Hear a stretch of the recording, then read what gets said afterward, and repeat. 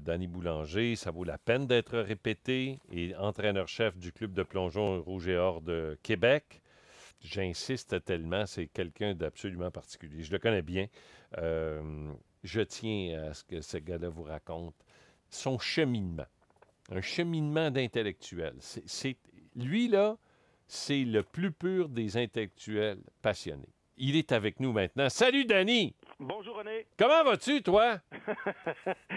Ça va assez déborder, ça n'a pas de sens. J'aurais pas dû m'absenter pendant 2 semaines en compétition en Coupe du Monde. Ben, comment ça, là? Ben, c'est parce que, tu sais, quand tu pars avec une athlète en compétition internationale, c'est le fun, mais j'en laisse plein à la maison, puis on a d'autres choses, on a d'autres activités, il y a plein d'autres compétitions de tout ordre et un peu partout dans la province et ailleurs. Fait que c'est ça. Regarde, c'est juste, on est un peu occupé, c'est tout. Es-tu en train de me dire que t'es un gars occupé, toi? T'avais pas lu ça? J'ai lu parce que j'étais tellement fier. Quand j'arrive au bureau, tout le truc, et tu sais comment je suis un étourdi, donc moi, j'ai aucune idée, car il n'y a personne de Plongeon Québec qui, à l'avance, m'a donné la liste des 40 personnes qui sont honorées dans le cadre du 40e anniversaire de Plongeon Québec. OK? Donc, moi, je ne sais pas. Et puis là, Danny Boulanger, 11e de 40. J'ai dit, j'aurais pu le mettre au premier rang. Tu sais. Non, mais tu me connais, je suis un peu chauvin. Et j'étais tellement content pour toi. Qu'on reconnaisse parce que j'invite, là, depuis hier, sans cesse les gens à lire le texte qui a été publié par Samuel Larochelle sur le site. Tu as vraiment une bonne plume en passant. Hein? Non, il a juste dit la vérité. Oui, il y a une bonne plume. Il y a une très, très bonne plume. Alors, Danny, toi, là, tu étais plongeur, tu es à Rimouski. C'est ça? Oui. D'abord, plongeon, ça vient d'où, là? Ben, tout à fait, honnêtement. Puis je me rappelle exactement la journée que ça a frappé mon imaginaire. J'étais devant la télé, j'écoutais les Jeux olympiques de Munich en 72. Puis j'ai vu la finale homme et la finale femme 10 mètres. Oui. Puis en voyant ça, j'ai fait, mon Dieu, que ça a l'air tripant faire ça. Puis le lendemain, j'ai commencé à essayer d'aller m'amuser dans les bains libres chez nous à Rimouski, dans les piscines. J'ai commencé à hanter les piscines extérieures et la seule piscine intérieure qu'on avait là-bas pour essayer d'apprendre de moi-même le plongeon parce que j'avais trouvé ça vraiment spectaculaire. J'ai fait ça comme ça jusqu'à l'âge de 15 ans où, dans une colonie de vacances, le sauveteur en chef a décidé d'organiser une compétition de plongeon auquel je me suis inscrit, que j'ai gagné. Puis le printemps suivant, lui a décidé de commencer un club de plongeon à Rimouski. Il m'a appelé. Il a dit, Danny, j'aimerais ça que tu plonges sous ma gouverne. Je suis allé. Lui, il a été là pendant 4-5 mois jusqu'à temps qu'il soit admis à l'Université de Sherbrooke en éducation physique. Et puis là, il est disparu de la map encore une fois. Puis là, je me suis retrouvé une autre fois tout seul après avoir eu un coach pendant 4-5 mois. Puis c'est moi qui est devenu l'entraîneur à Rimouski jusqu'à ce que je décide de choisir une université en éducation physique qui avait du plongeon, c'est-à-dire l'Université Laval. Et puis j'y suis depuis ce temps-là. C'est magnifique parce que moi, je t'écoute raconter cela, OK? On n'est pas des intimes, mais je te connais quand même depuis 1999. On a échangé quelques courriels, on se voit à l'occasion. Et tu as cette faculté absolument inouïe de raconter avec beaucoup de passion une démarche que je qualifierais de tout à fait intellectuelle. Et ça, je trouve ça beau.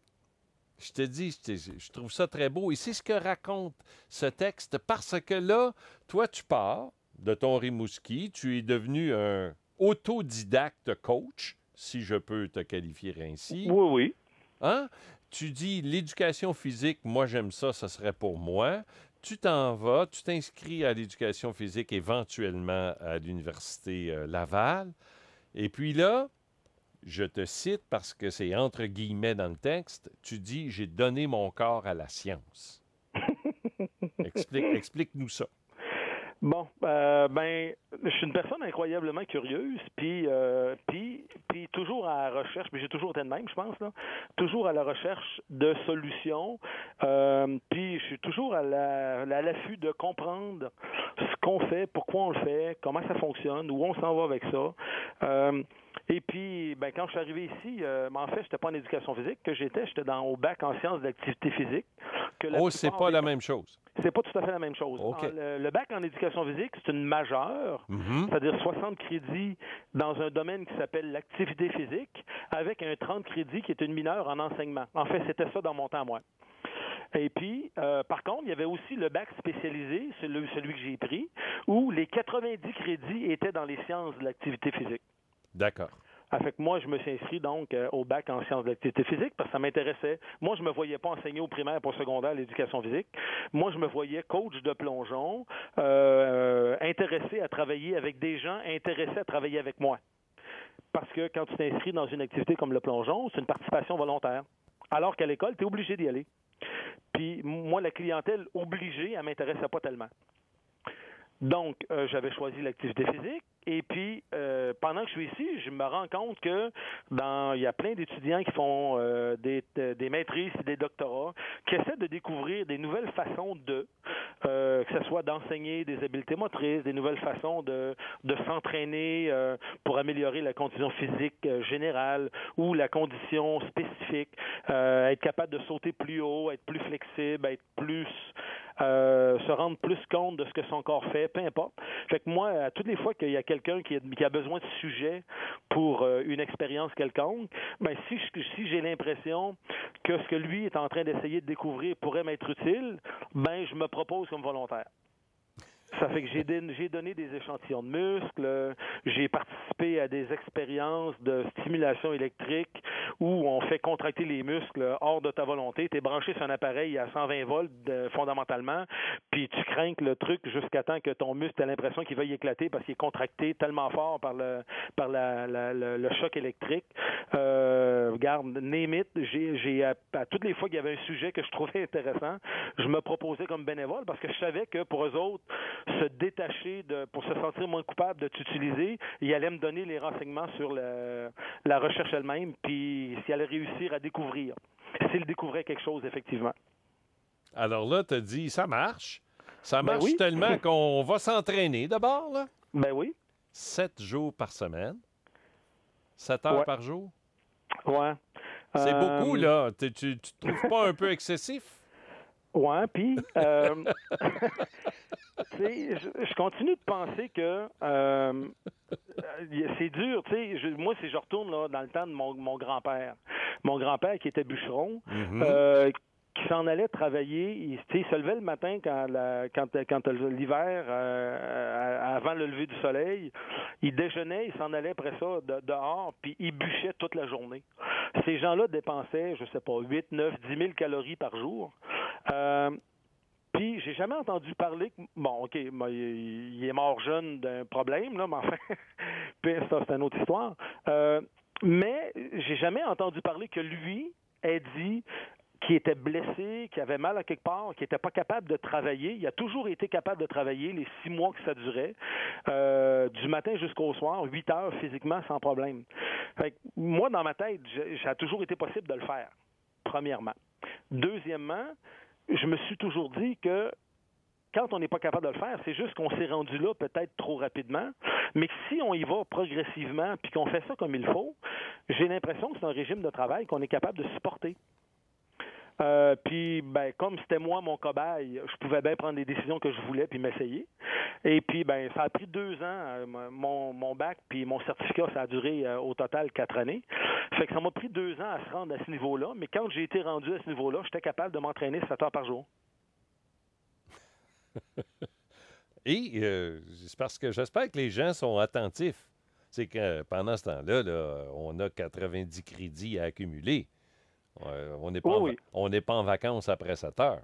Non. Mes journées étaient bien remplies, c'est ça que tu veux dire? Et tes journées étaient très bien remplies. Ouais. Il y a toute la démarche intellectuelle qui est tellement intéressante quand on parle de toi, parce que on voit le débit, hein, puis j'insiste beaucoup sur ta passion, Mais là, il y a la démarche intellectuelle. Après avoir donc prêté ton corps à la science, intellectuellement, tu te sentais probablement, comment dire, un peu flemmard. Ah, alors, tu t'offres la maîtrise en biomécanique suivie du doctorat sur l'enseignement des habiletés motrices complexes. Ouais. Ça aussi, c'est un travail à plein temps, tout en continuant d'entraîner, là. Tout en continuant d'entraîner, puis une chance que j'ai une conjointe qui est compréhensive, parce qu'en même temps, on a débuté notre famille. Ça fait que de 87 à 91, on a eu 3 garçons. Puis il a fallu les élever puis les suivre dans leurs activités. Ça fait que toute cette période-là, maîtrise et doctorale, il y avait d'autres contraintes que juste mon bon plaisir. Mhm. Et mes amis. Et ça a connu énormément de succès, je pense. Bon, je suis biaisé probablement, mais oui, je peux pas dire que je suis insatisfait des résultats. J'aurais probablement trouvé ça encore plus intéressant si on avait été dans le plus grand centre de plongeon canadien et où en même temps la performance de chacun des athlètes était de niveau international, parce que c'est aussi un des aspects de la performance qui m'intéresse. Mais je peux pas me plaindre. J'ai toujours eu du plaisir à coacher à l'Université Laval et j'ai eu de très bons athlètes. De très bons athlètes, un très, très bon entraîneur. Je dis ça, puis moi qui, écoute, là, même jamais plongé du bord de la piscine, je dis ça parce que j'ai raconté à nos auditeurs et auditrices que tu as été mon initiateur. Oui, ben je m'en rappelle. En 1999, aux Jeux panaméricains de Winnipeg. Et bon, moi, j'ai le bonheur de continuer de commenter encore aujourd'hui le plongeon, qui, pour ton information, a connu énormément de succès à notre antenne. Quand on a présenté la Coupe Canada, ça a suscité l'intérêt de 18 des gens qui syntonisaient la télévision le dimanche après-midi où il faisait si beau. Cool. On n'est pas un peu fiers. OK? Mais c'est tellement une belle discipline. Ben, c'est ça. Je referme la parenthèse tout de suite, d'autocongratulation, pour te dire, là, tu continues d'entraîner des athlètes. Et quelles sont tes autres tâches à l'université? Ben présentement, je fais rien d'autre que ça. Par contre, le doctorat que j'avais commencé, pour de multiples raisons, une de celles-là, c'est lorsque j'ai terminé mes 120 crédits, puis qu'il fallait que je passe à la rédaction de la thèse, le département d'éducation physique venait de perdre à la retraite la moitié de son corps professoral, et l'Université Laval ne réengageait personne, les profs, donc ils ont eu besoin de beaucoup de chargés de cours. Fait que de 2000 à 2003, j'ai donné 8 cours par année au département d'éducation physique. Je donnais 4 cours à l'automne, 4 cours à l'hiver, au-delà de ma tâche de coaching. En 2003, quand j'ai dit, OK, on peut laisser ça un peu de côté parce que les choses vont mieux, puis je pourrais ou bien terminer mon doctorat ou bien, peu importe, passer à d'autres choses. J'ai eu un fils, mon plus vieux, qui a eu le cancer. Ça a pris 3 années de notre vie où on n'a fait rien d'autre que tous nos temps libres. Et puis là, j'en ai créé des temps libres. Tous nos temps libres ont été passés à prendre soin de lui et notre famille. Et puis après ça, le goût de retourner aux études pour terminer, parce que pour ce qui était du plongeon, ça allait rien changer dans ma vie, que je termine le doctorat ou pas. J'ai laissé ça de côté pendant un bout de temps. Et puis, par contre, dernièrement, dans les 2 dernières années, je suis tombé sur d'autres trucs encore plus intéressants, ce qui fait que là, je suis allé voir la direction des études graduées à l'Université Laval pour obtenir la permission de reprendre le doctorat et de terminer ça. Et puis, ça serait dans un autre domaine. Au lieu d'être en éducation physique, ça va être en psychopédagogie. Mais le fait est que normalement, il reste seulement les démarches administratives à faire pour que je sois réintégré au doctorat au mois de septembre. Pour Pauvre enfin toi. terminer. Ben, écoute, pauvre toi, tu savais plus quoi faire. Il me reste, crois-le pas, il me reste encore tout plein de défis. J'ai tout plein d'idées de toutes sortes de trucs à faire. Mon cerveau arrête rarement longtemps. Et puis, Ben, tant mieux. J'ai toujours plein de choses intéressantes à faire. Tant mieux pour nous. Danny, c'est un bel hommage qui t'est rendu, mais crois-moi, c'est grandement mérité. C'est très grandement mérité. Bravo pour cette implication auprès des jeunes. Bravo pour cette implication auprès des athlètes. Bravo pour tout ce que tu es. J'étais très, très fier quand j'ai lu ça. J'espère que tu l'es tout autant.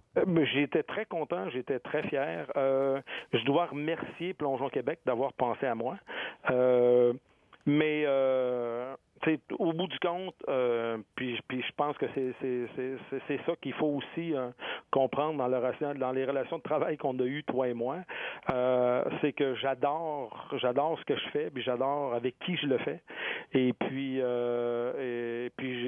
tout ce que j'espère, c'est qu'à travers toutes ces années-là, y compris avec ma propre famille, je leur ai fait comprendre que il n'y a pas grand-chose qui est plus fort que la passion dans la vie. Et puis que suivre nos passions, ça fait en sorte qu'on est capable de faire des choses assez intéressantes.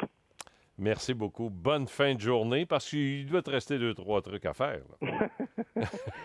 J'ai encore une autre session de coaching dans pas grand temps. OK, salut. Merci, Danny. C'est moi qui te remercie, René. Au revoir. Au revoir.